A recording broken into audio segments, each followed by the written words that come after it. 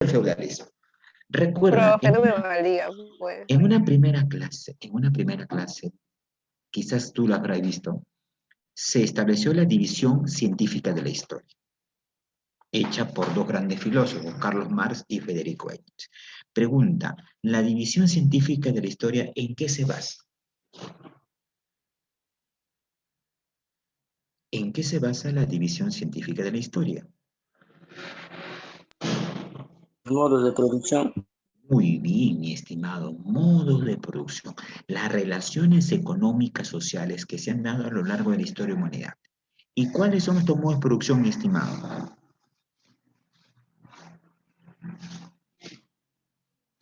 ¿Cuáles son estos modos de producción?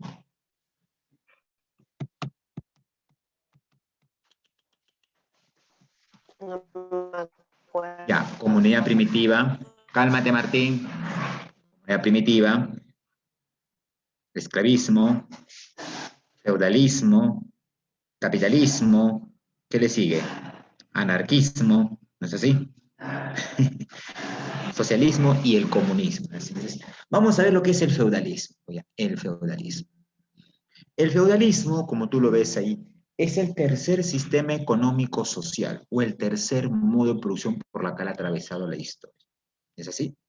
Bueno, en algunos textos, en algunos libros,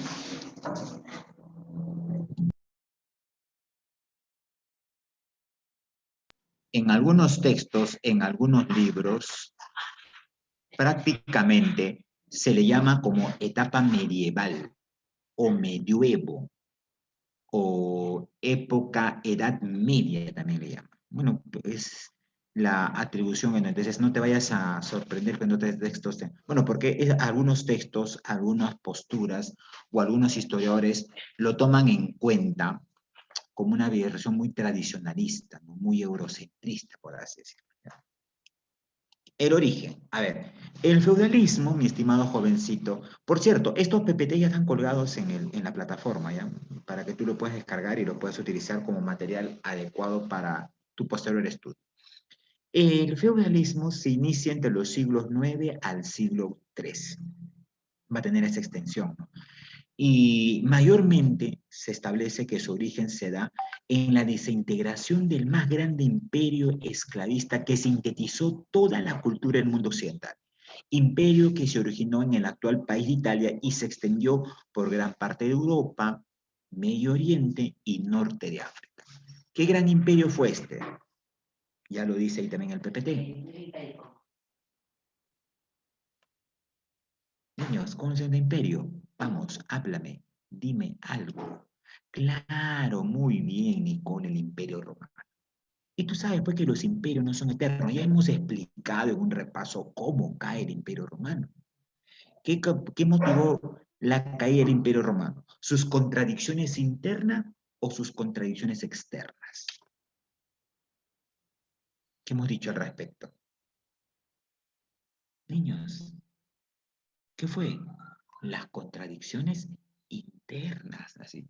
Y el imperio romano cayó, se produjo pues las invasiones bárbaras que terminaron de socavar la crisis del imperio romano.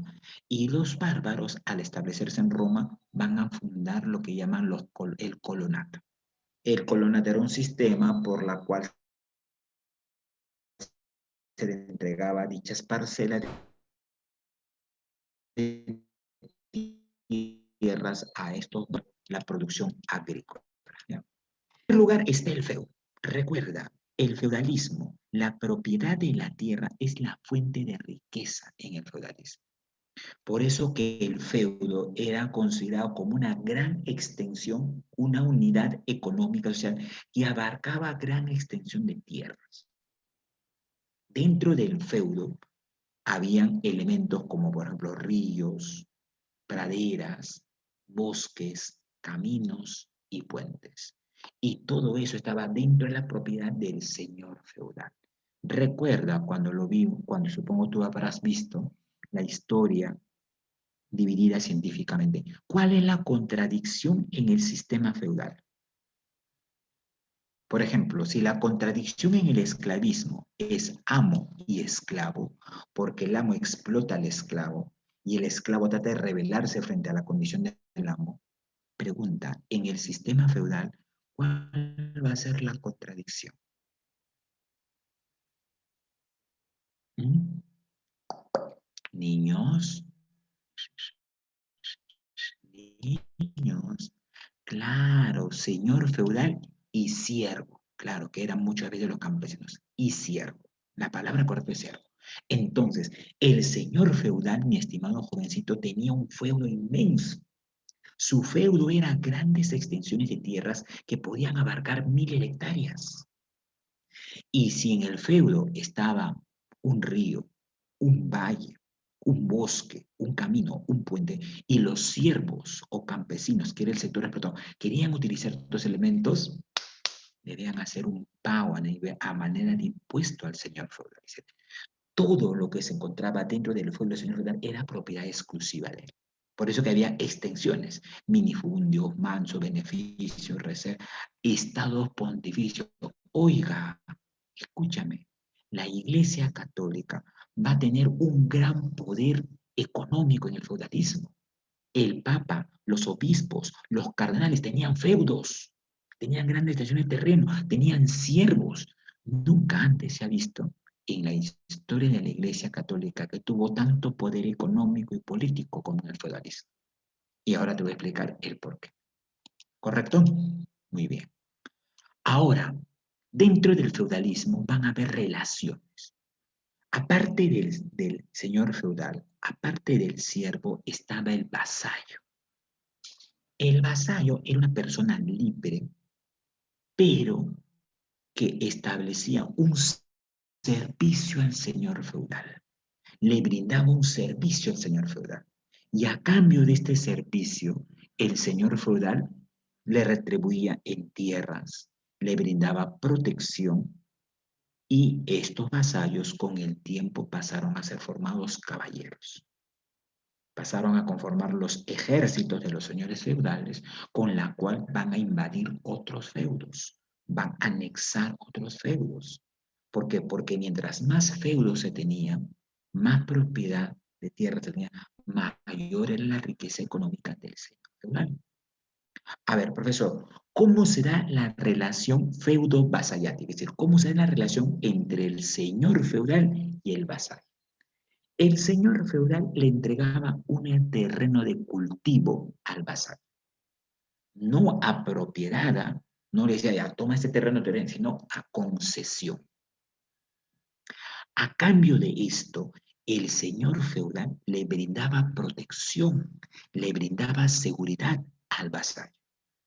Y para retribuir esa protección o seguridad, el vasallo le brindaba fidelidad al señor feudal. Habían varias ceremonias que vamos a ver ahora. Se cuenta que una ceremonia, el vasallo se arrodillaba ante el señor feudal, le besaba la mano y el anillo que llevaba, y le decía que le iba a ser fiel en las buenas y en las malas, que sus enemigos del señor feudal también eran sus enemigos, ahora del vasallo, que las guerras que iba a tener el señor feudal eran sus guerras y él iba a defender al señor feudal en dichas guerras. Aparte, el vasallo va a pasar a pagar renta. Debido a esto, muchos vasallos pasaron a convertirse en caballeros, nobles que van a vivir en el castillo del señor feudal. Oiga, el señor feudal tenía inmensos castillos, grandes aposentos, donde hacía grandes ceremonias, grandes fiestas, grandes comelones. Tenía todo el poder, pues, concentrado en el poder económico y político. Y los vasallos van a ser su principal ejército con la cual el señor feudal ganaba otros feudos. Y si los vasallos tenían una buena disposición, un buen desarrollo en el plano militar, el señor feudal le recompensaba con más tierras. Le recompensaba inclusive con títulos nobiliarios.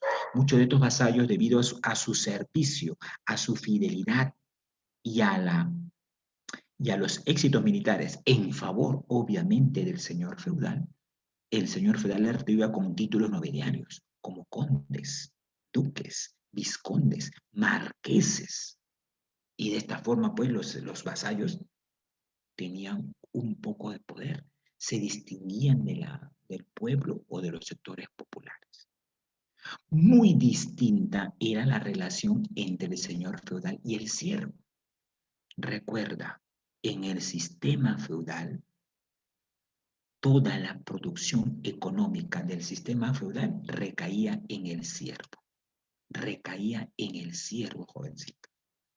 El siervo era una persona adscrita a la tierra y a los intereses y a los antojadizos intereses del señor feudal. ¿Qué hacía el señor feudal? Le entregaba un lote de tierra al siervo a cambio de que pueda colocar su casa, su pequeña chacra o parcela, pero a condición de que el siervo debía pagar tributo, impuesto al señor feudal por brindarle protección. El siervo debía tener una total obediencia, respeto sin titubeos al señor feudal. Toda la riqueza que generaba el siervo lo concentraba el señor feudal, y el señor feudal le daba solamente lo mínimo necesario para que pueda satisfacer necesidades básicas. Por eso que el siervo vivía en la pobreza, en la miseria, era explotado. El señor feudal podía disponer del siervo cuando crea conveniente. Oiga, jovencitos, era tanto el poder del señor feudal, como tú lo ves aquí, que el señor feudal elaboraba sus propias leyes. Cada feudo tenía un señor feudal, y en cada feudo, este señor feudal establecía sus propias leyes, su propio marco legal.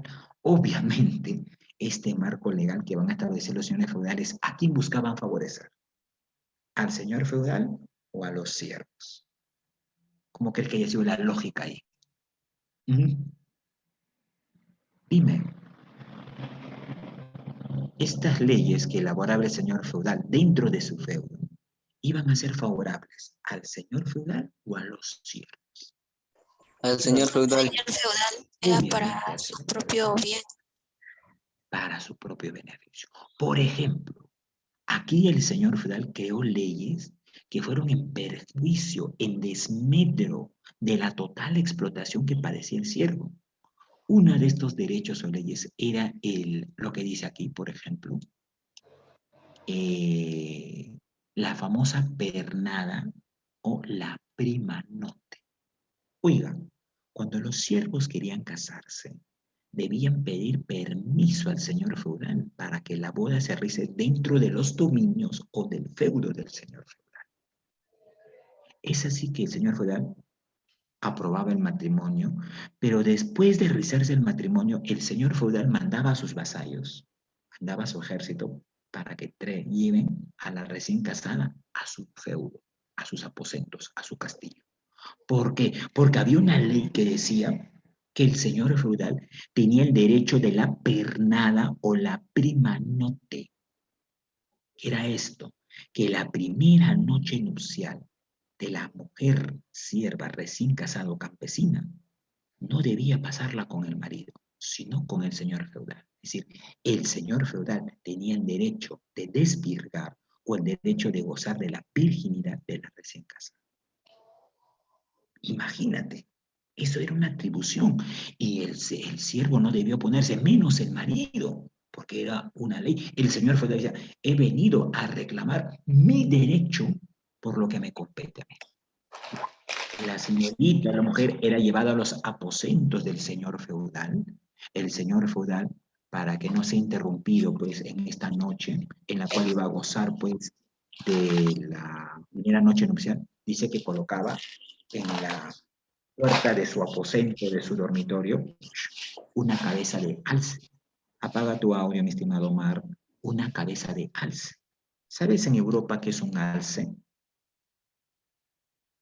¿Saben qué es un alce? Un cuerno. Claro, la cabeza de un gran venado. Del venado en la cabeza. Un venado, claro, un venado o un reno, como quieran llamar. Después de ser ultrajada esta señorita, porque obviamente no habrá querido, pues, por voluntad propia llevar a cabo esto, la señorita llegaba, pues, la recién casada, a la aldea, y toda la gente de la aldea, un poco en son de broma, molestaba, pues, al novio, ¿no? O al esposo, ya decía, ahora ha sido coronado, ha sido cornudo y ha sido cachudo a causa del señor feudal que ha gozado de la prima. Y eso empezó a difundirse en el argot popular. Y en el argot popular hoy se dice que una persona es cachuda, es cornuda, cuando su novia, enamorada, esposa, pareja, concubina, como quiera llamarlo, le es infiel o le saca los pies del plato. De ahí viene pues el llamado término cachudo, de esta costumbre, de esta ley impuesta obviamente por el señor feudal. Oye, imagínate, o sea, el esposo no gozaba de la primera noche nupcial, por así decirlo, no pasaba cuando lo hacía el señor feudal, porque era una atribución. Esto reflejaba, mi estimado jovencito, la total explotación a la cual estaba sometido el siervo. Pregunta, ¿me he dejado entender esta parte? Quiero avanzar lo más rápido posible. ¿Sí? Porque Sí, profesor. 8:45 tienen su esto y tengo que prepararle la mazamorra a mi abuelita porque ya no tiene dientes. Mi abuelita es un mamífero sin dientes. ¿Ya? ¿Listo? Muy bien. Elementos del feudalismo. El señor feudal.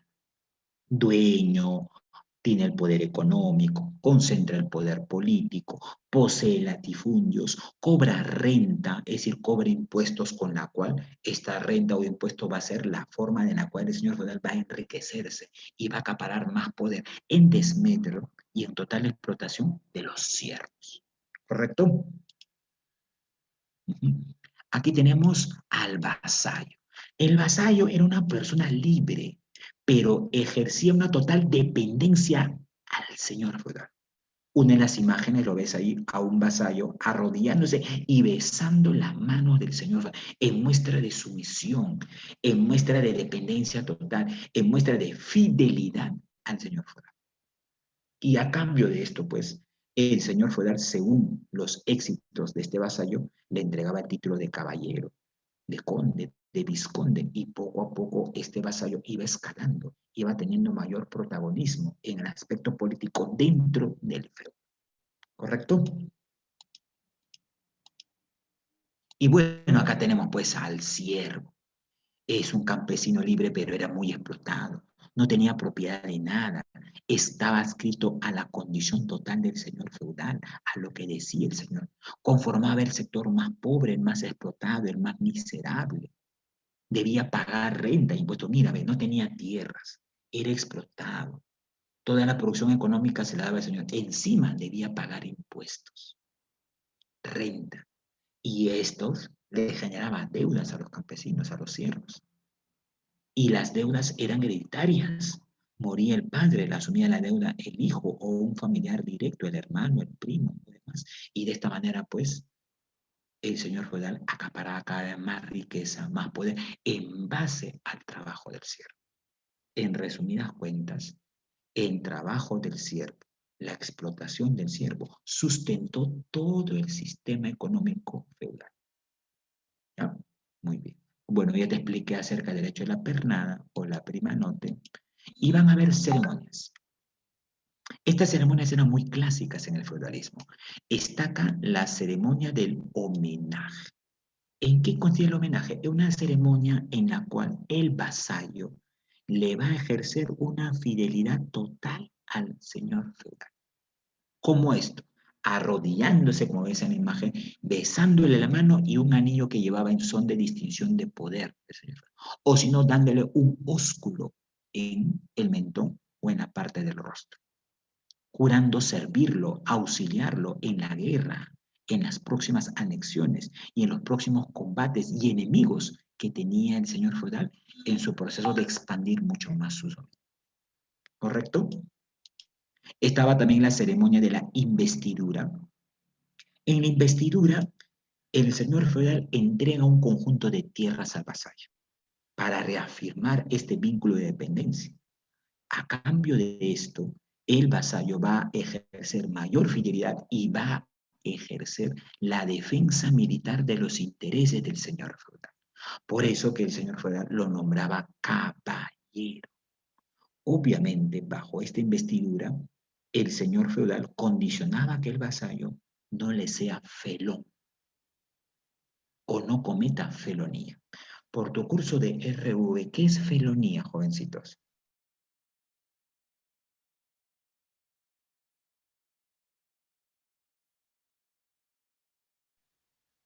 has sufrido la felonía de alguien?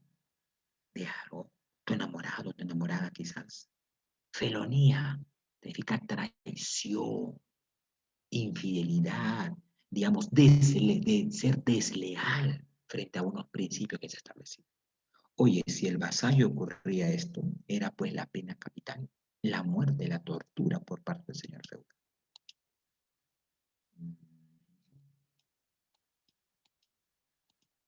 Y por último, la ceremonia del espaldarazo.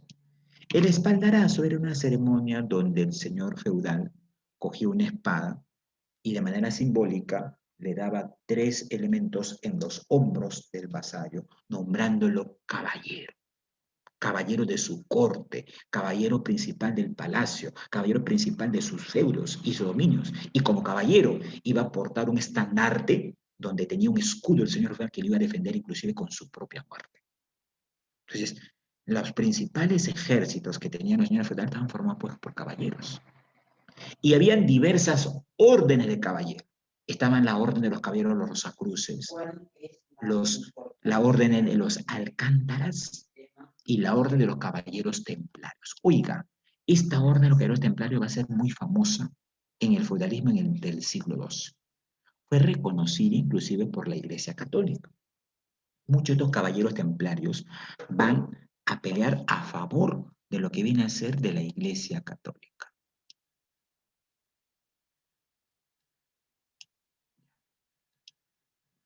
Una pregunta, a ver, ¿alguien de ustedes han escuchado hablar de esos caballeros templarios? ¿Cuál era su función principal en favor de la Iglesia Católica? ¿Han escuchado hablar de ello?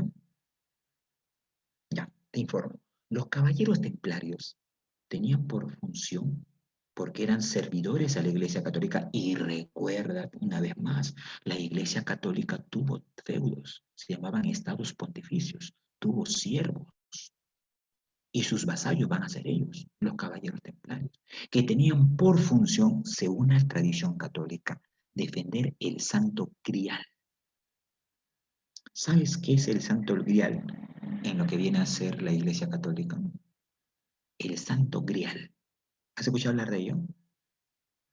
Bueno, quizás no seas tan religioso, pero es necesario conocerlo. Yo tampoco tengo mis ideas con respecto a la religión, pero sí lo leo y sí lo estudio por una cuestión de conocimiento general.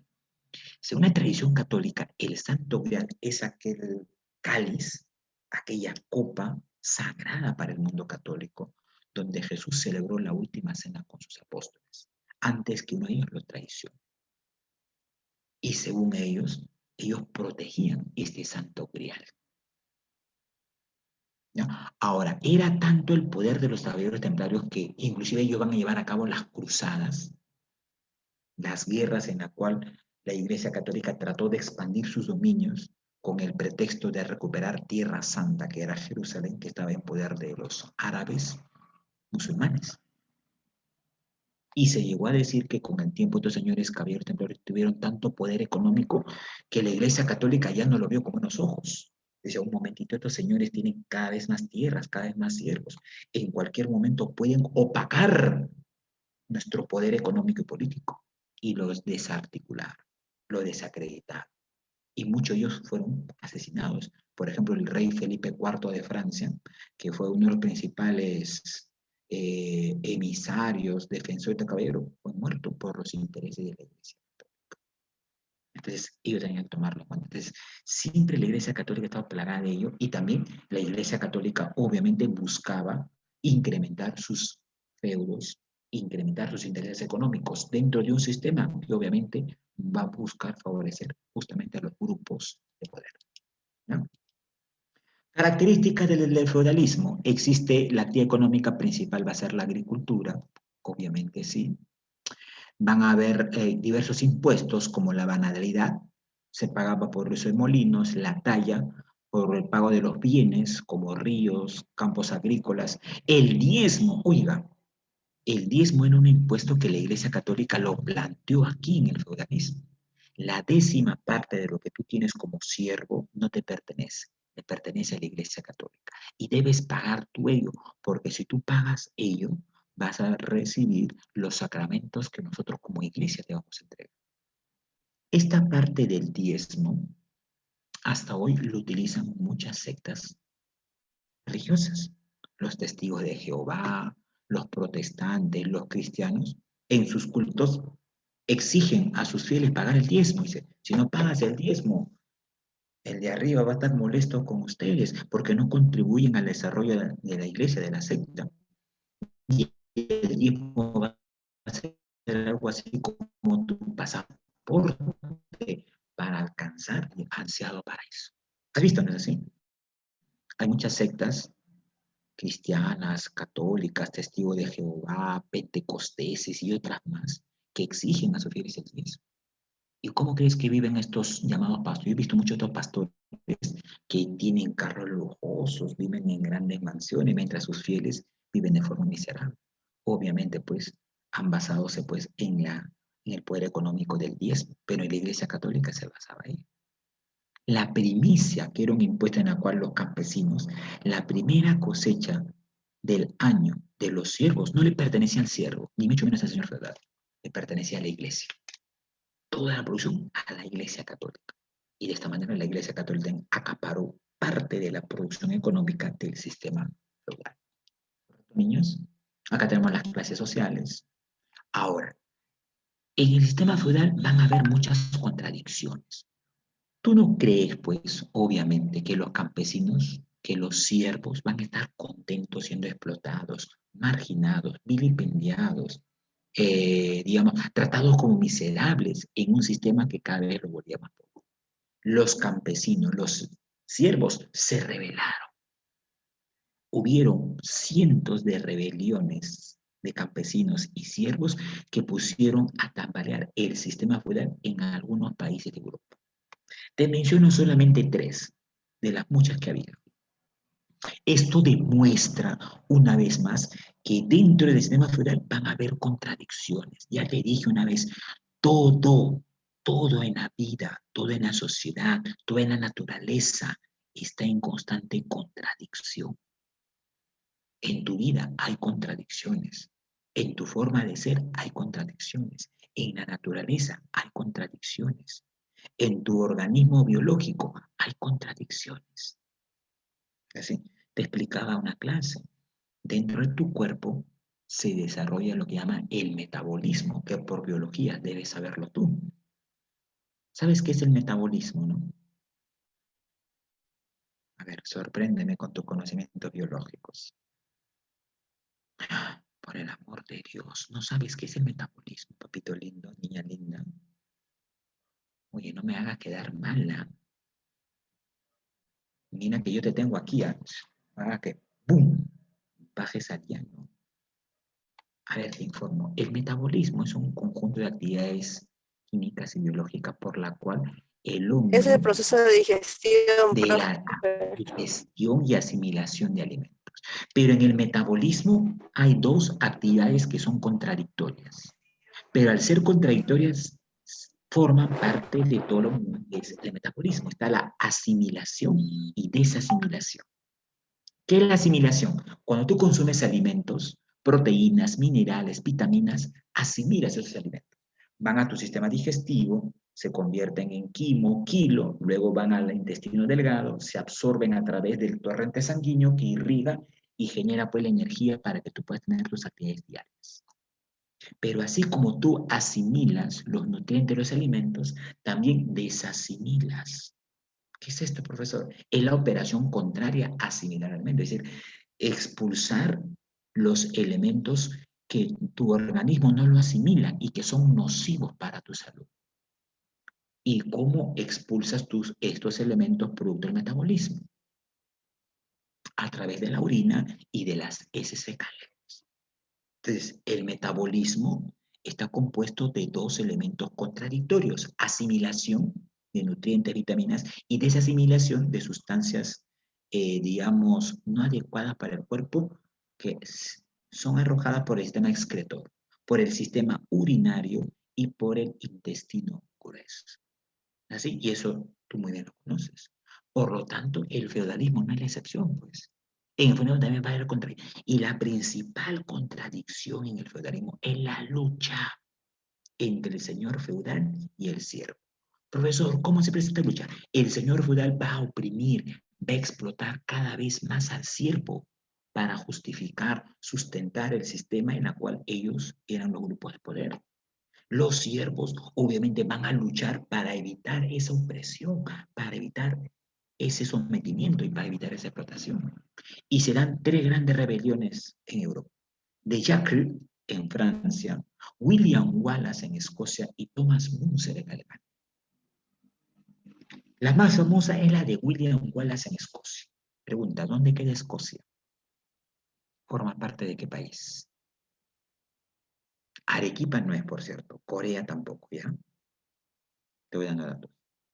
Escocia forma parte de qué nación, de qué país, de qué estado.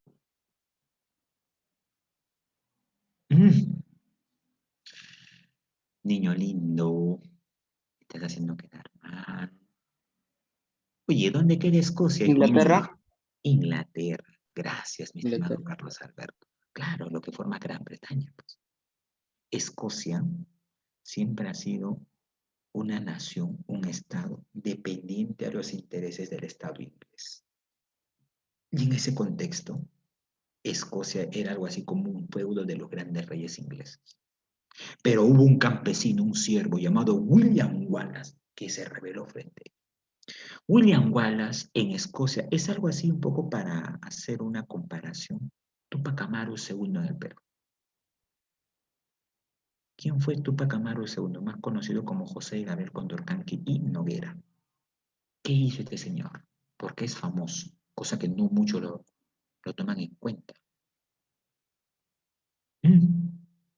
¿Qué hizo José Gabriel Condorcanqui? Hizo un gol, habla, formó parte de la selección peruana. Dime, niños, no hagas que pierda la Se paciencia. rebeló. Claro, se rebeló contra qué, mi estimado, contra el sistema virreinal, Los españoles. contra los abusos de sus hermanos indígenas. Oye, la rebelión de Tupac Amaru II puso en jaque a todo el sistema virreinal. Su influencia llegó hasta Argentina, hasta Chile, hasta Colombia, hasta Venezuela. Por eso, cuando estudiemos ya ello, la rebelión de Tupac Amaru II tuvo un carácter continental. Importantísimo ello. Algo así William Wallace en Escocia.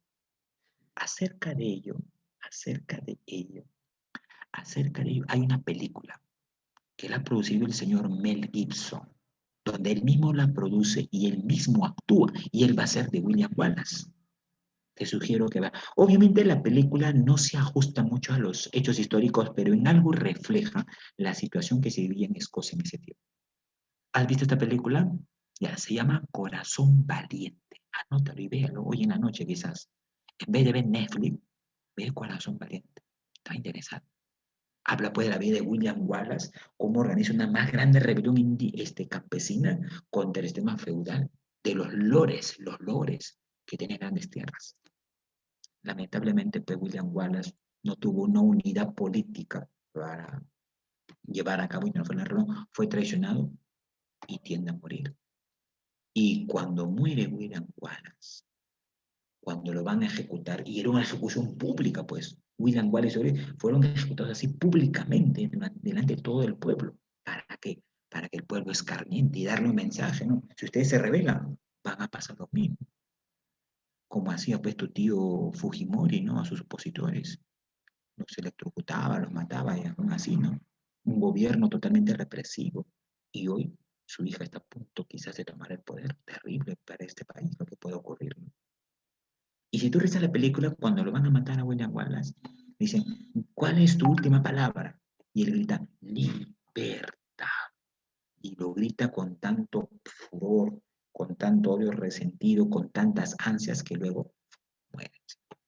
La libertad que querían pues los siervos, la libertad que querían los campesinos. Por eso un poco este grabado de la época refleja eso.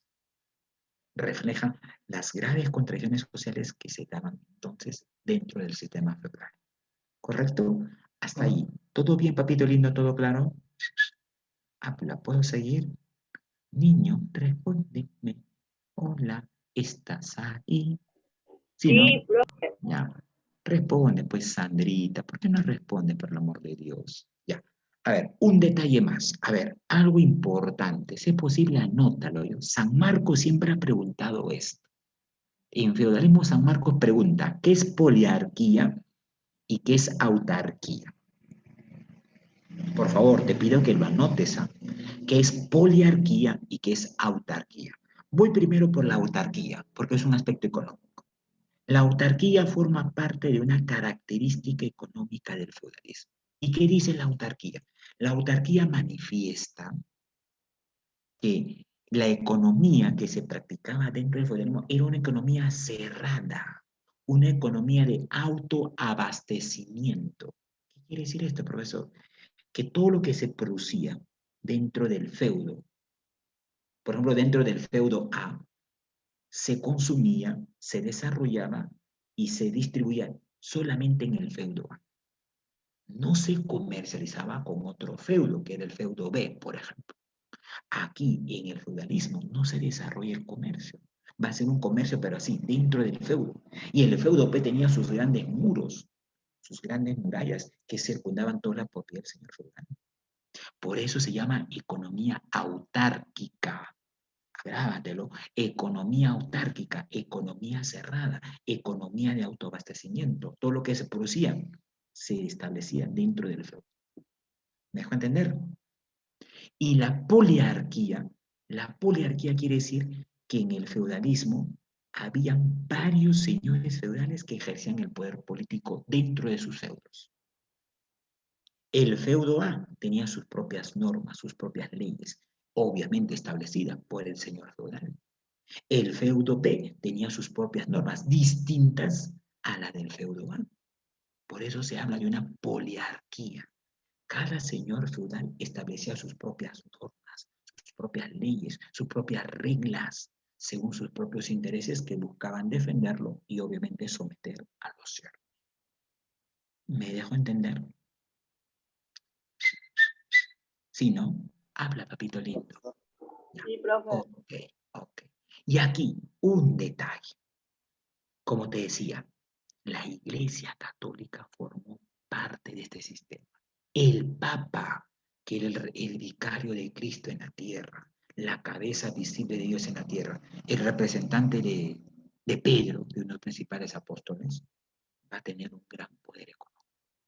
Nunca antes en la historia de la humanidad se ha visto que la Iglesia Católica tuvo tanto poder económico.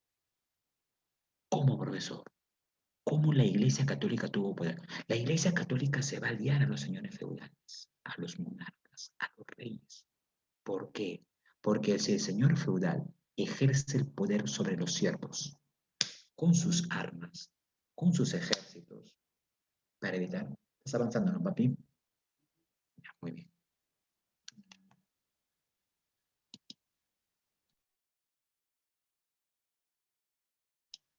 Avanza. Entonces, mira, si el señor feudal ejerce el poder militar con sus siervos para, con la fuerza, evitar que se rebelen, ¿sabes cómo la iglesia dominaba a los siervos? A través del dominio ideológico. ¿Qué quiere decir? Controlar las ideas, la forma de pensar del siervo y del pueblo para manejarlo a sus propios intereses. Oye, la psicología es clara, dice, si tú quieres controlar la conducta del pueblo, si tú quieres controlar el comportamiento de un grupo humano, ¿qué tienes que controlar? Su forma de pensar, pues.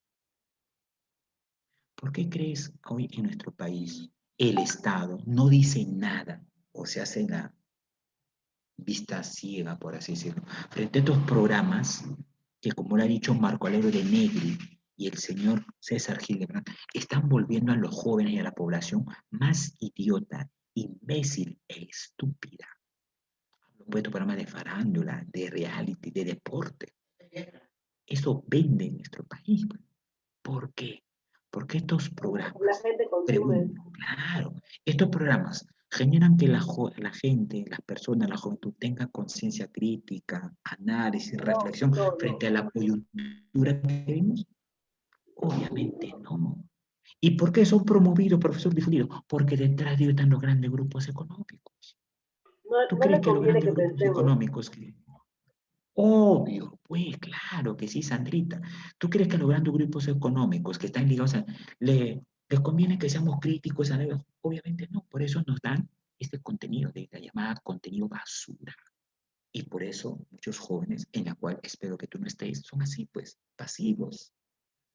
Tú le preguntas a muchos jóvenes cuestiones políticas, no saben nada, pero le preguntas, ¿quién salió ayer con tal artista, con tal vedette, con tal fue? Eso sí están al tanto. Ahí tenemos pues una señora, la señora Magali Medina, que dice ser la vocera de la opinión pública. Tiene más de 25 años en la televisión, porque esto vende en el Perú. Pues. El chisme, el raje, eso vende. Algo similar va a ser la Iglesia Católica.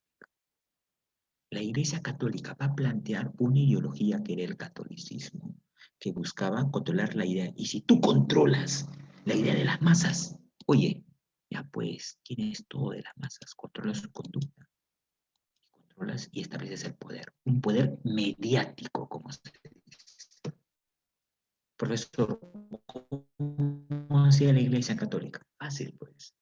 La Iglesia Católica y el Papa y demás difundían en estas épocas, provecho, las llamadas bienaventuranzas. Decía en sus sermones, ¿no? Los sacerdotes, bienaventurados los que sufren. O sea, tú tienes que resignarte a que sufras, porque cuando mueras alcanzarás las riquezas y la alegría en el paraíso. Bienaventurados los que sufren de injusticia, es decir, tu siervo, pues, que eres injusto ante el sistema, porque cuando mueras, si tu alma es plena, llegará a tener justicia en el paraíso. Esto que motivaba en el ser resignación. Me resigno, pues, ya soy explotado, soy miserable, no tengo derecho a nada. Entonces, es porque así lo ha planteado Dios. Y cuando muera, voy a llegar al paraíso, siguiendo las normas de la Iglesia Católica. Obviamente, si hablamos desde un punto de vista objetivo y científico, existe infierno, existe paraíso científicamente hablando. Hay evidencias así concretas de que el Hay paraíso y el algunos infierno existen. científicos han comprobado, pero no todos. Bueno, hasta donde yo sé, no hay evidencias concretas. Y si estos científicos dicen haber comprobado ello, no son científicos, ¿no? Porque la iglesia algo, o mayormente las religiones, se van a diferenciar de la ciencia, porque las religiones se basan en una cuestión que es la fe, el dogma. ¿Qué dice la fe y el dogma de las religiones? Que tú debes creer en algo que se establece como una verdad absoluta revelada por Dios. No tienes por qué buscar su demostración, porque está establecido por Dios. Eso es la fe. Mm, En todas las religiones del mundo se establece ello. Tú no tienes por qué cuestionar un dogma planteado por el Dios. Llámese Yahvé, Jehová, Krishna, Buda, Alá, el Dios que tú quieres establecer. Y las religiones se basan en eso. Pero te pregunto, ¿cómo avanza el conocimiento científico? ¿En base al cuestionamiento o en base a dogmas? ¿Cómo ha avanzado la ciencia hasta el día de hoy? ¿En base a dogmas, en base a lo que ya está dicho, establecido, o en base a que el hombre pero se profesor, en la cuestione? Biblia todo estaba dicho Bueno, una respecto a cosa es las la normas Biblia. científicas, cosas, y solamente el Bueno, científico la solo Biblia más que todo, corroboraba ¿no? La eso. Biblia, claro, pero la ciencia tiene ese elemento. Por lo tanto, aquí la Iglesia Católica utiliza ello. Inclusive, inclusive, la Iglesia Católica va a utilizar a los sacramentos para que tú alcances la salvación divina. Por ejemplo, la Iglesia Pero es Católica de la Iglesia planteaba, Católica. claro, la Iglesia Católica, obviamente. Ah, me refiero a la Iglesia Católica.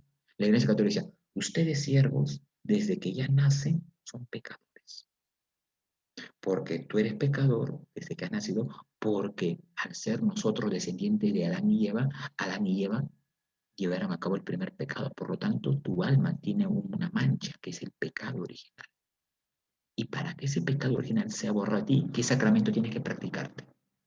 ¿Qué sacramento tiene que darte la Iglesia Católica? El bautismo. Bautismo. Claro, con la cual se te borra ese pecado original y eres miembro de la Iglesia Católica. Oye, no sé, pero falto de objetividad, ¿no? O sea, como yo antes he nacido, ni siquiera he hecho ninguna acción, soy un infante, un bebé que ni siquiera tengo conciencia de mis actos y ya tengo un pecado. Bueno, era el pensamiento que la Iglesia Católica difundía y el siervo y el pueblo lo creía. Ahora, aparte de esto, la Iglesia Católica va a crear el Tribunal de la Santa Inquisición, que fue un organismo que se encargó de perseguir a lo que la Iglesia llamó en esta época herejes. ¿Y qué era un hereje para la Iglesia Católica? Aquella persona que iba que en contra pensaba, de que su fe. cuestionaba, exacto, Sandra, que estaba en contra de las ideas, de los principios de la Iglesia Católica. Oiga, mi estimado jovencito, y la Santa Inquisición en Europa mató, quemó, asesinó a miles de personas. Te pongo un solo caso. Investiga ya. Y creo que si lo sabes, y lo debes saber. Giordano Bruno. ¿Saben quién fue Giordano Bruno, no es así?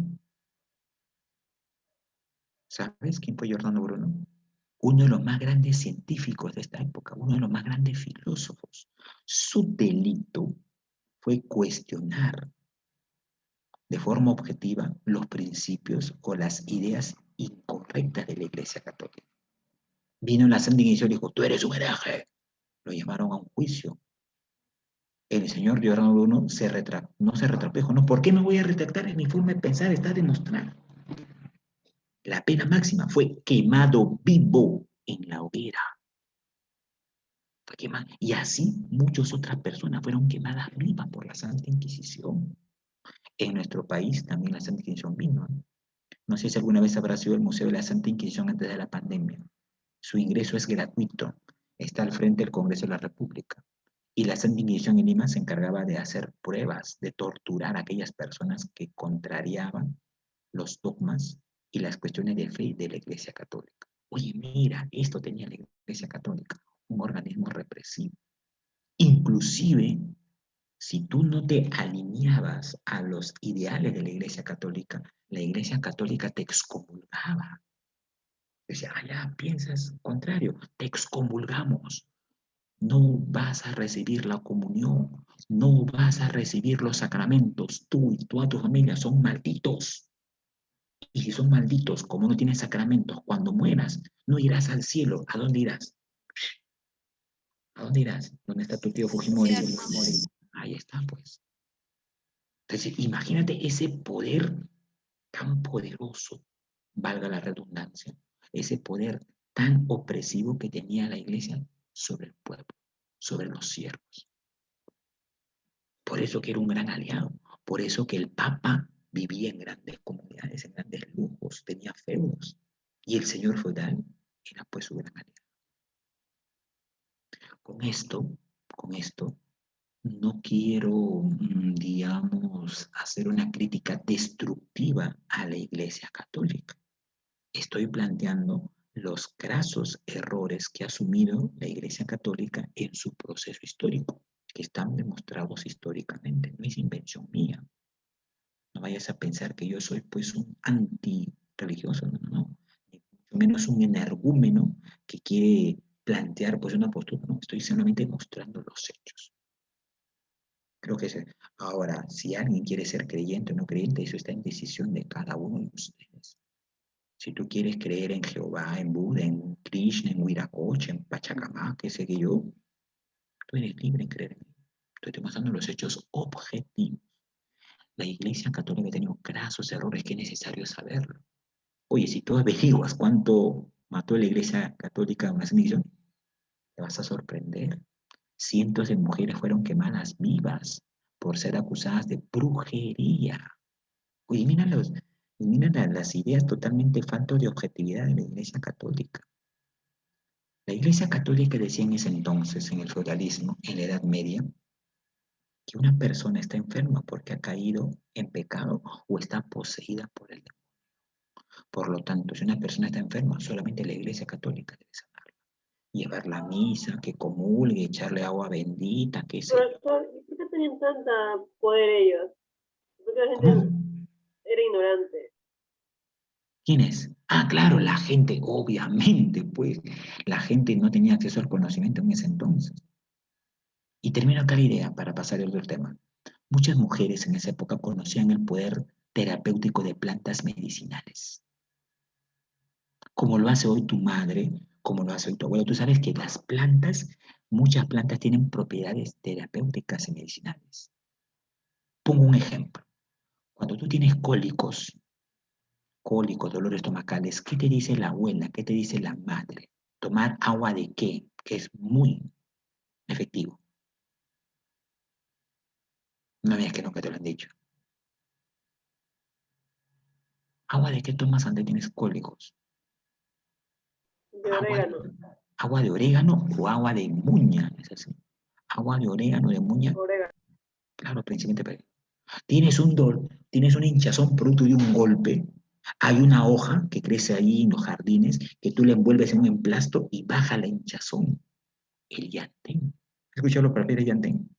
Un hinchazón, el llantén lo desinflama. Entonces, las plantas tienen poder terapéutico. Y muchas mujeres en esta época hacían ungüento, hacían pócimas para curar. Cuando la iglesia católica, escúcheme, cuando la iglesia católica se enteró, dijo, un momentito, ustedes son brujas. ¿Cómo es posible que ustedes curen? No, solamente la iglesia puede curar. Y muchas fueron quemadas vivas, porque se suponía, se planteaba que la mujer no tenía participación en la curación de enfermedades. Eso era producto de hechicería, producto de la acción del demonio, decía la Iglesia Católica. Mira, pues, los arrebatos a la cual llegó la Iglesia Católica, y las grandes imprecisiones que cometió en la etapa del feudalismo, en la etapa, pues, del feudalismo. ¿Ya? Muy bien, jovencitos. No sé si me dejé entender. Pasamos rápidamente al punto 2. Hoy estoy así, sumamente extasiado, como decía un gran amigo mío. ¿Ya? Entonces, ya, vamos acá. Ya. Esta parte lo hemos visto. Ya, acá. Esta parte me interesa a mí. Uno de los imperios más representativos del feudalismo es el Imperio Carolingio. ¿Ya? El Imperio Carolingio. Vamos a ver caracteres de ellos. ¿En qué consistió el Imperio Carolingio? Fue el máximo estado centralista de la Edad Media o del feudalismo en Europa. Buscó restablecer el Imperio Romano de Occidente. ¿Por qué pregunta? Ajá, acá. Cuando cae Roma, no cae toda Roma, y te lo dije en una clase anterior. Cae solamente Roma de Occidente, porque la Roma de Oriente permaneció durante más de 1000 años, con su capital Bizancio. Y esta Roma de Oriente va a ser llamada posteriormente como ¿qué imperio? Cuya capital era Constantinopla. ¿Cómo se llamó este imperio que se originó del Imperio Romano de Oriente? Va a tener otro nombre, cuya capital era Constantinopla. ¿Recuerdas ello? El Imperio Bizantino. No te olvides. El Imperio Romano de Oriente, que no cayó ante las invasiones bárbaras, formó años después el Imperio Bizantino, que vivió o permaneció casi 1000 años.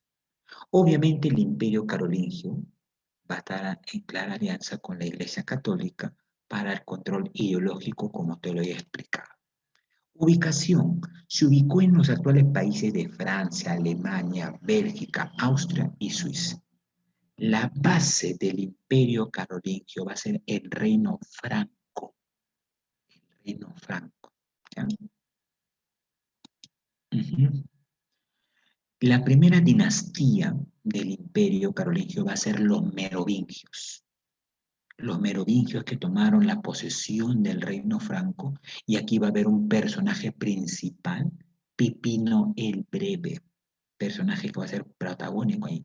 Pero el máximo representante del Imperio Carolingio, mi estimado jovencito, fue Carlomagno. Cuando Carlomagno llega a tomar el control político del Imperio Carolingio, el Imperio Carolingio tuvo su mayor desarrollo, su mayor auge. Hicieron grandes campañas militares que conquistaron gran parte de Francia, Italia, Suiza, Bélgica y Alemania. logró su máxima expansión y Carlomagno va a sentar las bases administrativas del Imperio Carolingio. ¿Correcto? Uy, perdón, mi estimado. Obviamente, si es un imperio feudal, por el amor de Dios que te voy a decir, si es un imperio feudal, va a haber, pues, contradicciones sociales. En el feudalismo van a haber clases sociales. Estaba en el Imperio Carolingio la clase dominante, el rey, el monarca, el señor feudal y toda su familia, el papa y el clero. Cuando hablo del clero, hablo del alto clero, porque el clero quiere decir los funcionarios de la Iglesia Católica. Pero dentro de la Iglesia Católica habían dos tipos de funcionarios. Un momentito. El alto clero y el bajo clero. ¿Quiénes conformaban el alto clero? Los obispos, los cardenales, los arzobispos, que tenían cargos de ser ministros de Dios, decían, junto con el Papa. El Papa no estaba solo, preparaba con su corte, con su séquito. ¿Y quiénes eran estos? Eran pues los obispos, cardenales. El bajo clero eran los sacerdotes, los párrocos, que no tenían tanto poder como el cardenal, como un obispo. Estaban los Michi Dominici. Los Michi Dominici eran funcionarios que el monarca, que el señor feudal, que el rey, llevaba a todas sus provincias para que vigile, recauden los tributos y mejoren la administración del imperio. Y estaban los Bachi Dominici, es decir, personas que tenían títulos nobiliarios. Duque. ¿Quién era el duque? El que controlaba un ducado. Conde, el que controlaba un condado. Y marqués, el que controlaba una marca, que eran los límites del imperio carolingio. Con el tiempo, estos personajes se convirtieron en títulos nobiliarios. Van a ser vasallos. En la clase dominada, los campesinos, los siervos, los pastores y algunos de ellos esclavos de forma particular. ¿Cómo se forma el imperio carolingio? Los francos toman las Galias, se instalaron ellos, aparece el rey Clodoveo, que va a fundar la dinastía merovingia, que luego se convierte al cristianismo. Y luego de varios años aparecen los reyes holgazanes. Bueno, le llamaron así porque no tuvieron mucha relación protagónica en lo que es hoy Francia y asumieron el poder los mayordomos de palacio. ¿No es así? Hasta que aparece principalmente dos dinastías. En el reino franco, la dinastía merovingia va a estar por Meroveo, Clodoveo, Childerico III. Y esta dinastía va a ser la más importante, la dinastía franco, la dinastía carolingia, donde aparece Pipino el Breve, el padre de Carlomagno, con la cual el imperio carolingio llega a su máximo poder. ¿Así? Aquí tenemos el máximo personaje, el máximo creador, el fundador del imperio carolingio va a ser este personaje, Carlomagno. Venció a los lombardos en Italia, venció a los sajones, que eran una etnia proveniente o un estado proveniente de lo que es Inglaterra, a los pompones en Hungría y avanzó hasta los Pirineos, la zona montañosa cerca de Italia. Va a establecer reyes capitulares, nombró autoridades como los Bachi Dominici, condes, duques, marqueses, y enviaba supervisores a sus dominios llamados los Michi Dominici. Aquí tenemos, mírame, toda esta es la historia. La parte amarilla que tú ves, observas la parte amarilla, son las marcas. Las marcas eran las zonas fronterizas del imperio de Carlomagno, donde van a establecer un fuerte militar para evitar que otros pueblos invadan las posesiones feudales del imperio carolingio. Estaba la marca bretona o Bretaña para impedir el ingreso de los ingleses, la marca hispana en la frontera con lo que es hoy España, la marca lombarda para evitar el ingreso de algunos grupos italianos y la marca sajona para evitar el ingreso de los pueblos provenientes de la Europa oriental. En estas marcas, mi estimado jovencito, que eran administraciones, estableció a los marqueses. A los marqueses. Aquí tenemos justamente la coronación de Carlomagno como rey del Imperio carolingio. Y obviamente en la coronación tenía que estar el Papa. El Papa coronaba a los monarcas, a los reyes. ¿Y por qué el Papa? Porque se decía que el Papa era el máximo representante de Dios en la tierra. Y cuando el rey o el señor feudal recibía la corona del Papa, el rey decía, ahora el poder que yo tengo es un poder divino, porque me lo ha dado el representante de Dios en la tierra. Por lo tanto, a partir de ahora, ustedes que son mis súbditos y mis siervos, si no hacen caso a mis órdenes, a mis mandatos, a mis antojadizos intereses, no se oponen a mí, se oponen a quién, a Dios, porque mi poder es divino. Pregunta, ¿era cierto que el poder de estos reyes, de estos señores feudales que van a ser llamados luego monarcas o reyes, tenía un poder divino? Su poder provenía de Dios. ¿Era cierto este argumento? Digo yo, te pregunto, ¿era cierto o no, papito lindo, niña No, linda? profe. Obviamente que no, pero el monarca o el señor feudal lo hacía utilizar para justificar su poder y someter al pueblo, someter a los siervos, a sus vasallos, para generar un mayor poder. Entonces, date cuenta una vez más cómo la Iglesia Católica utilizó este poder ideológico en favor de los grupos de poder. Ah, eso también hay que tomarlo en cuenta. Craso error, bueno, de la Iglesia Católica. Aquí tenemos la administración, tenemos acá el rey. A ver, voy a poner acá. El Michi Dominici, que era el supervisor de sus dominios. El duque, jefe de condes y marqueses, rendía directamente las cuentas al rey. El conde, jefe de las provincias internas. Y el marqués, el jefe de las zonas fronterizas. Toda esta administración política funcionó eficientemente, con la cual el rey y principalmente Carlomagno tuvo la administración política y económica de sus dominios, de sus extensiones y de sus feudos que habían logrado en base a muchas victorias. Aquí tenemos pues una figura de los Michi Dominici. Eran personas que transitaban por todos los confines del imperio para supervisar el cumplimiento de las leyes que daba el rey, que daba el monarca, que daba el principal señor feudal. Perdón. ¿Ya? Ahora, un detalle aquí. La educación va a ser también algo que Carlomagno va a imponer, pero una educación solamente dada a los grupos de poder y una educación solamente dada a los vasallos. Los siervos, los campesinos no recibían educación, jovencitos. Profesor, ¿y por qué? ¿Por qué los campesinos, los siervos, el pueblo no recibía educación? ¿Por qué crees?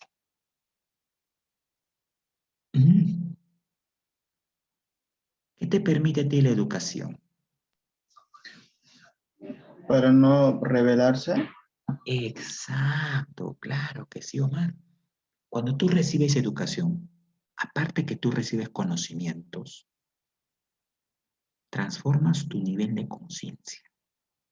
Y si tú modificas y transformas tu nivel de conciencia, puedes criticar tu entorno, puedes analizar tu entorno y buscar la solución a los problemas de tu entorno. Dijo Omar, rebelarte frente a un sistema que te oprime. Se supone que toda persona que vive en sociedad debe buscar sus intereses personales, debe vivir una sociedad armónica, pero cuando las cosas no andan bien y la sociedad tiene problemas, obviamente tú no vas a estar pues contento viendo los problemas de la sociedad, vas a buscar la solución de ello.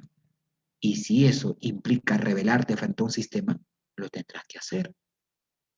Te decía en anteriores clases, ¿cómo avanzó la historia? ¿Cuál es el motor de la historia? Decía un gran filósofo alemán. La lucha de clases, ¿no es así? ¿O me equivoco? Tú conoces muy bien este tema, en filosofía tú lo has visto. ¿Qué hace que la historia avance? ¿Qué hace que la historia tenga grandes saltos? La lucha de clases, las contradicciones sociales. Y para que tú lleves a cabo en un determinado momento histórico La lucha de clases tiene que tener primero conciencia de clase. Saber qué posición en la sociedad te ubicas, cuál es el objetivo a establecer y cuál es el fin a acabar. Por eso que la educación es ello, pues. Decía Nelson Mandela, supongo que sabrán quién es Nelson Mandela, que el arma más poderosa de un pueblo es un lápiz, un cuaderno, un maestro y su educación. Claro, porque la educación maneja y la conciencia, las ideas no permanecen uno solo. Las ideas se van a difundir en un grupo humano que van a conformar. Obviamente, pues, como lo dice Omar, en el feudalismo, el señor feudal, la Iglesia Católica, no le va a dar educación pues al pueblo. ¿Para qué? Si tú le das educación, ellos se van a rebelar y esta rebelión puede afectar todo el sistema feudal. Por eso que la educación en el feudalismo era dado para los vasallos y para la familia del señor feudal y del rey. Y habían varios tipos de escuelas. La escuela palatina, dedicada a la nobleza, a los hijos del rey, a los hijos de la nobleza, donde se enseñaba contabilidad, administración, ciencia, donde se tenían grandes sabios maestros que habían heredado la cultura griega y la cultura romana. Las escuelas conventuales para sacerdotes, los más ilustrados, se dividían en dos materias, trivium y quadrivium. En el trivium se enseñaba el curso de retórica, gramática y dialéctica. Profesor, ¿qué es la retórica? La retórica es el arte del buen hablar, ya que un sacerdote debía hablar en público para convencer a las masas. La dialéctica era en este entonces, no la dialéctica como la conocemos hoy, tú ya conoces qué es la dialéctica, ¿no? Pero la dialéctica en el sistema feudal era el arte de razonar que debe tener un sacerdote para alcanzar la revelación divina, la idea de Dios. Por eso que uno decía, si tú quieres conocer lo que ocurre, ¿quién ha creado todo lo que hoy tú observas? Dios. Y si tú quieres conocer a Dios, tienes que tener fe. Y la fe es creer en las ideas que ya ha establecido Dios en las Sagradas Escrituras. En eso se basaba la dialéctica. No la dialéctica como tú la vemos hoy, ¿eh? La dialéctica materialista que la vemos hoy es totalmente distinta a la dialéctica feudal, pues. Es una dialéctica dogmática, mecánica, que no acepta la crítica y demás. En el cuadrivio se enseñaba geometría, aritmética, astronomía y música. Segunda película que te recomiendo. Fue una película muy polémica. En la época de los 80, en la cual yo era joven, muy joven, obviamente. Porque era, profesor, hace cuando ya... En el Perú 80 hubo una película que fue vetada aquí en el Perú. Película que fue vetada porque esta película criticaba cómo la Iglesia Católica manejaba los conocimientos y evitaba que lleguen a acceso muchos conocimientos. La película se llama En nombre de la rosa. Así es el nombre. Actúa ahí Sean Connery, un gran artista que quizá no lo conozco, un gran actor que ya falleció hace un poco tiempo. En nombre de la rosa. Te sugiero que lo veas. Es una película que trata de ver cómo la Iglesia Católica monopolizaba la educación y la ciencia en ese entonces. Y por último, había también una educación para el pueblo, pero en escuelas parroquiales. ¿Qué se enseñaba en esta escuela parroquial? El catequismo, artes manuales, artesanía y más que todo canciones religiosas, para de esta manera adoctrinar la mente del siervo y del pueblo de mantener y establecer el sistema y no cuestionarlo. Y no cuestionarlo. Ellos tenían que tomarlo en cuenta. La capital del imperio carolingio va a ser la ciudad de Aquisgrán, donde está este famoso templo, que muestra pues la envergadura, la trascendencia del poder que tuvo la Iglesia Católica en esta etapa. ¿Correcto? Bueno, y este imperio llega a su fin, todo imperio llega a su fin, pues no es eterno. Muere Carlomagno, y al morir Carlomagno se firma el Tratado de Verdún, donde el imperio carolingio se reparte entre sus tres hijos. Le toca a Carlos el Calvo, a Lotario I y Luis el Germánico. Y al dividirse, pues se fragmenta el imperio carolingio, deja de tener mucha trascendencia política y económica y poco a poco se va desvaneciendo y tendió a desaparecer. ¿Sí? Y luego otro gran imperio en la época feudal son los árabes. ¿Ya? El día de hoy los árabes se consideran como descendientes de la etnia semita. Inclusive, si revisamos las Sagradas Escrituras, se establece que los árabes se originaron en las Sagradas Escrituras. Pongo un ejemplo.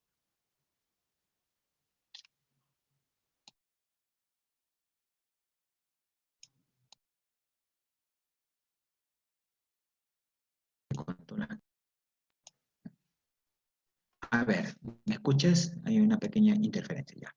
Según las Sagradas Escrituras, hubo un personaje que fue llamado para ser el patriarca del pueblo elegido de Dios, que eran los judíos, que es Abraham. ¿Recuerdas? Y Abraham no podía tener hijos a su avanzada edad, pero la Iglesia Católica tiene milagros, pues, ¿no? Y le va a dar un hijo en Sara. Pero antes de que Abraham tuviera un hijo en su esposa, había tenido un hijo en su esclava. Oye, los judíos podían tener muchas esposas en sus esclavas. Y este hijo va a ser llamado Ismael.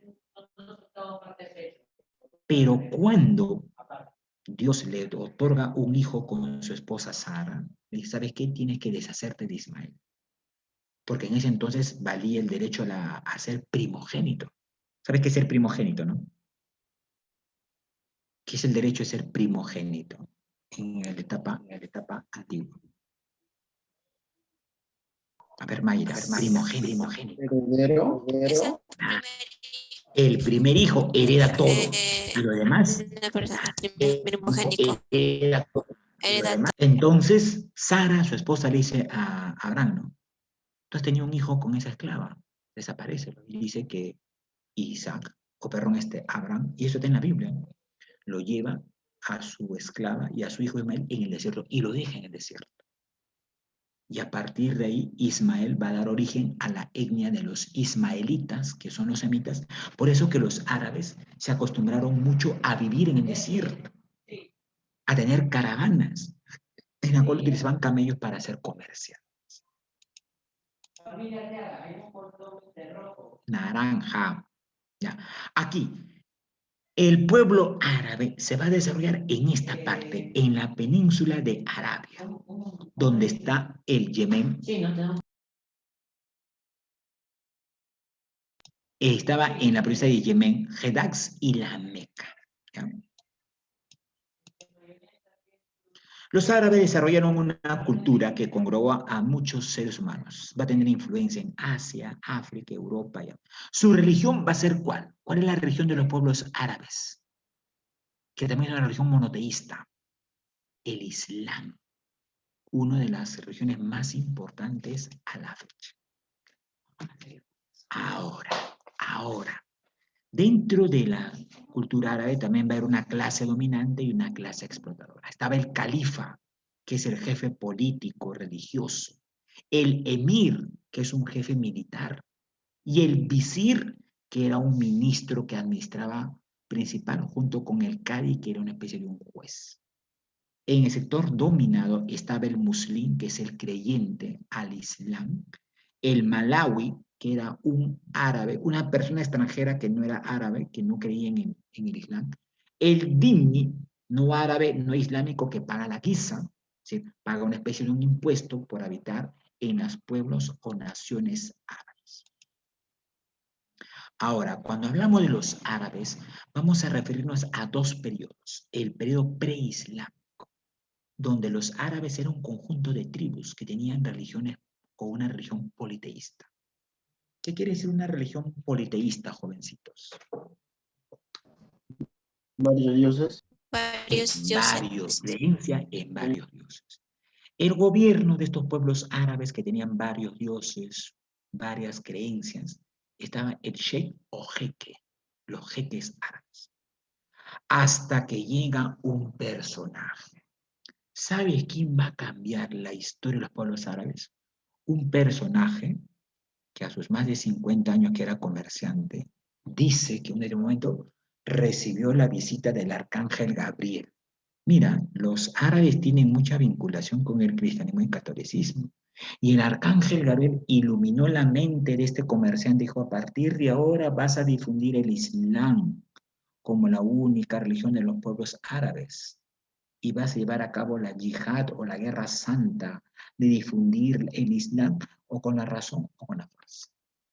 Y va a ser considerado el principal profeta del Islam. ¿A quién me refiero? Que va a instaurar la religión monoteísta. ¿Ah? ¿Quién fue este principal poeta del Islam? Profeta, perdón, del Islam. Que va a instaurar la religión monoteísta. Y se enfrentó a estos sacerdotes de la etapa preislámica. ¿Quién fue el principal profeta del Islam? Oye, muy famoso. Dice que el arcángel Gabriel ilumina y él escribe el libro. ¿Cuál es el libro sagrado del mundo islámico? Si para los cristianos y los católicos es la Biblia, para los islámicos, ¿qué es? ¿Qué libro? Niños, ¿qué libro? Niños, ¿qué libro? Habla, papito lindo. El Corán. Claro, el Corán, por el amor de Dios, el Corán. ¿Pero de qué personaje hablo? Mahoma. ¿Has escuchado hablar de Mahoma? Oye, sin Mahoma, Mahoma va a instaurar el monoteísmo. Y esto le valió muchas críticas. ¿Ya? Muchos, porque, a ver, retrocedo un momentito acá. Porque cuando Mahoma instaura el monoteísmo, se enfrentó a los sacerdotes de la Meca, que era la capital de la Arabia de ese entonces.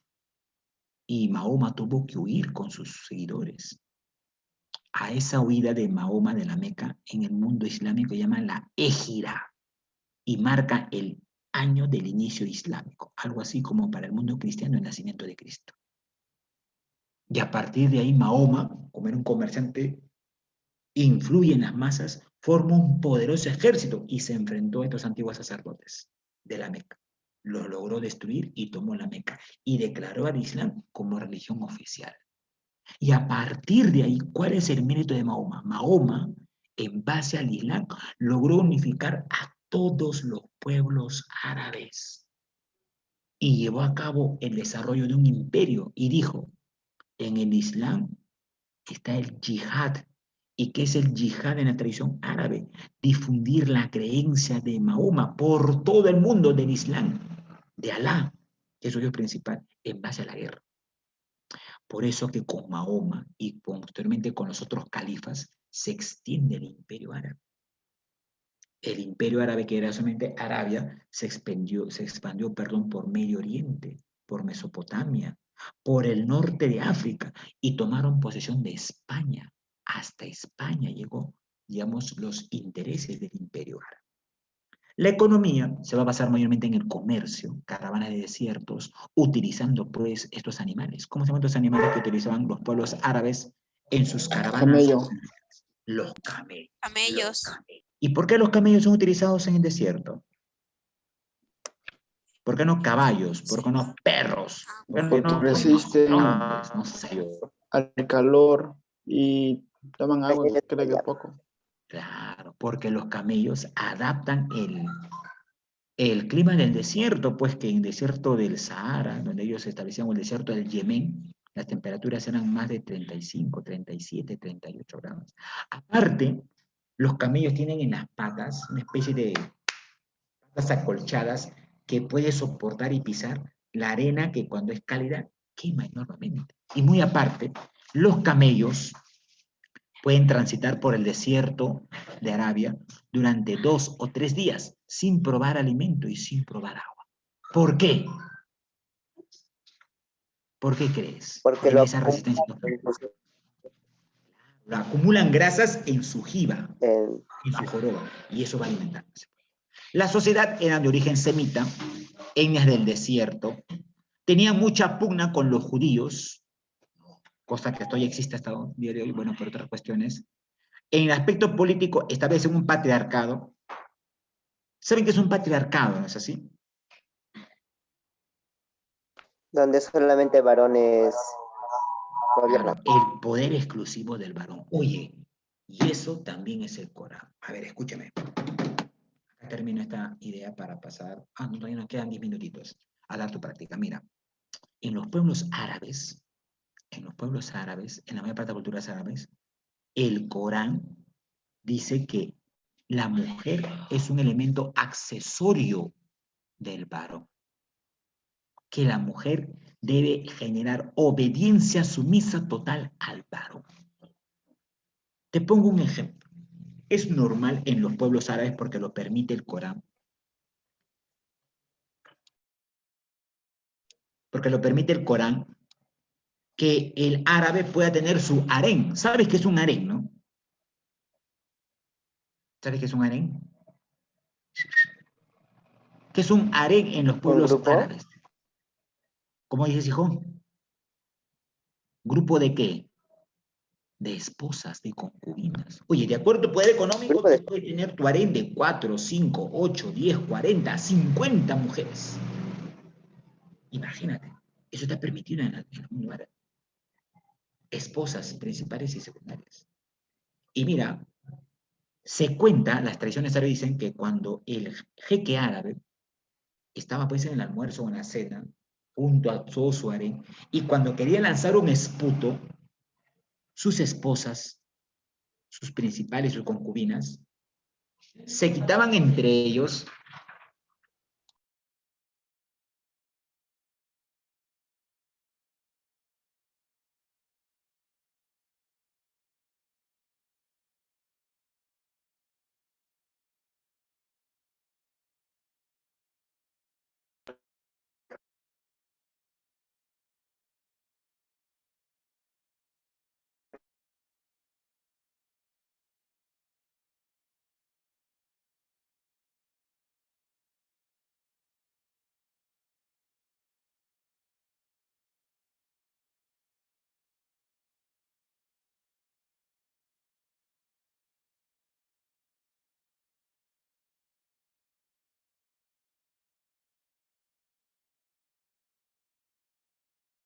Perdón, mil disculpas. Lo que pasó que mi Firulais quiso atacar a mi abuela. Entonces, existe un total patriarcado en en esta cultura, donde la mujer que... habla veo, cuando el jeque árabe quiere lanzar un esputo, dice que sus mujeres se pelean entre ellas para recibir el esputo en sus manos, en la mano de ella, y tragárselo inmediatamente, como una muestra de sumisión y de preferencia ante su esposo. Yo te pregunto, a las niñas que están presentes aquí, ¿tú aceptarías ello si formaras parte de que tu esposo fue un jeque árabe, millonario de los petróleos y qué sé yo? Oye, terrible, ¿no? Pero mira, eso reflejaba pues la sumisión total de la mujer.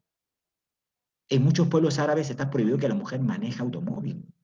En muchos pueblos árabes la mujer tiene que caminar delante del varón. En muchos pueblos árabes, naciones árabes, no se permite que la mujer en la playa se muestre con bikini. No, esa es una falta total a la sociedad. Entonces, una sociedad totalmente patriarcal, pues, ¿no? Terrible patriarcalismo total. Aquí está, pues, Mahoma. Importancia de Mahoma. Mahoma, para empezar, no va a crear la religión porque se le ocurre. Toda religión tiene intereses económicos. Mira el catolicismo en la época feudal. Acá, detrás de Mahoma, ¿quiénes estaban? Grandes comerciantes y latifundistas.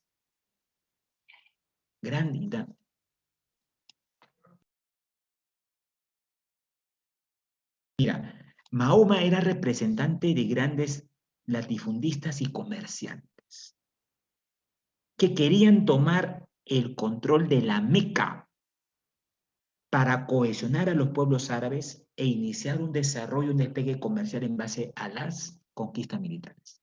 Pero no lo iban a lograr si no cambiaban la mentalidad de los pueblos árabes. ¿Y esa mentalidad cuál era? El Islam.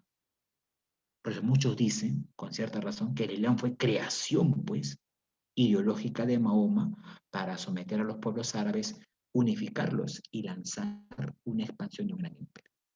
Es por eso que cuando Mahoma trae su religión a la Meca, fue desposeído, fue expulsado, porque los sacerdotes viejos de la antigua Meca no creían en esta creencia, pues había que desterrar. Por eso que era una guerra civil, y Mahoma logra vencer, pues. ¿Ya? Y hay que tomarlo en cuenta, mi estimado jovencito. Ahora, el Islam no es una religión original, no es propia, no es particular. Va a tener mezcla del cristianismo, textos bíblicos. Hablan de Jerusalén. Por ejemplo, Jerusalén hoy es una ciudad disputada entre tres grandes religiones: el Islam, el cristianismo y el y el judaísmo.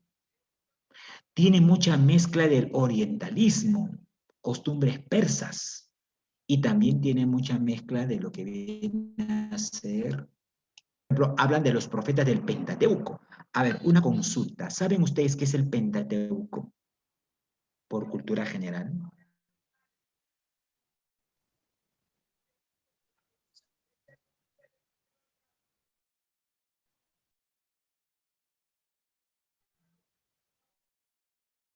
¿Qué es el Pentateuco, niño lindo? El Génesis, el Éxodo, el Levítico y no recuerdo dos más. Entonces, por eso que el Islam es la síntesis del cristianismo, judaísmo y el orientalismo.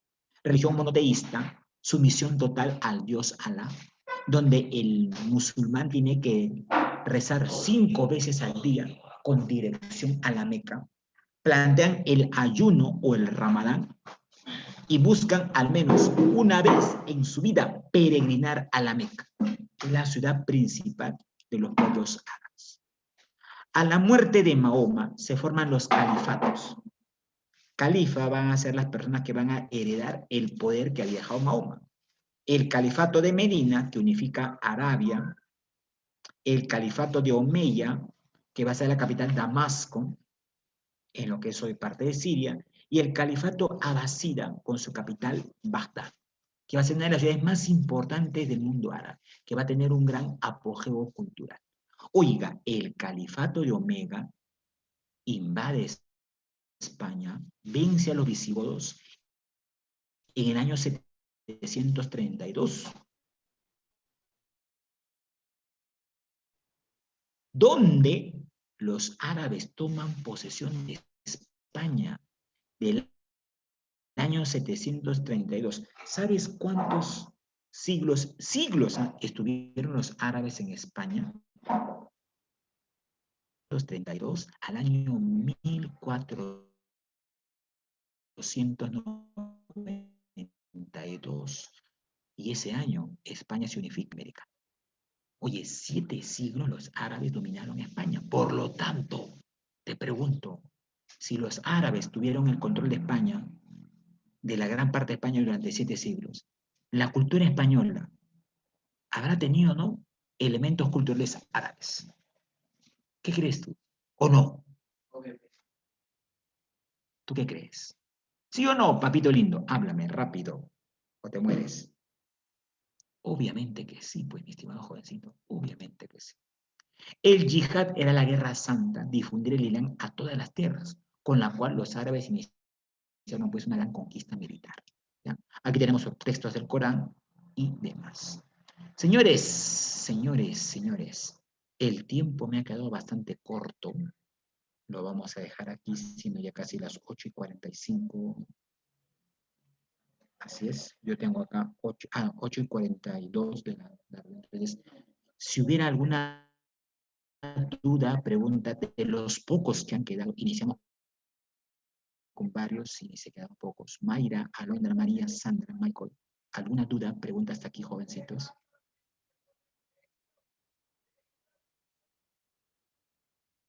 ¿Todo claro? Mayra, Alondra, María, Sandra, ¿todo claro, jovencitos? Ya. Muy bien. Entonces, dejo en estos últimos 15 minutos que quedan, mi estimada Cita Nicole, para que los jóvenes puedan dar su respectiva práctica de la clase el día de hoy. La práctica está centrada mayormente en lo que es el feudalismo y el imperio carolingio. 5 preguntitas de lo que hemos explicado mayormente en la presente clase. ¿Correcto? ¿No? Vamos a ver la sesión. Mayra, Alondra, Michael, María, Carlos Alberto. Provechoso la clase de día de hoy tan dejo entonces en respuesta a usted para que pueda continuar con la respectiva práctica. ¿Correcto? Nos vemos, Mayra, nos vemos, Alondra, nos vemos, Michael, María, Carlos Alberto, Sandra. Muy bien, jovencitos, cuídense mucho.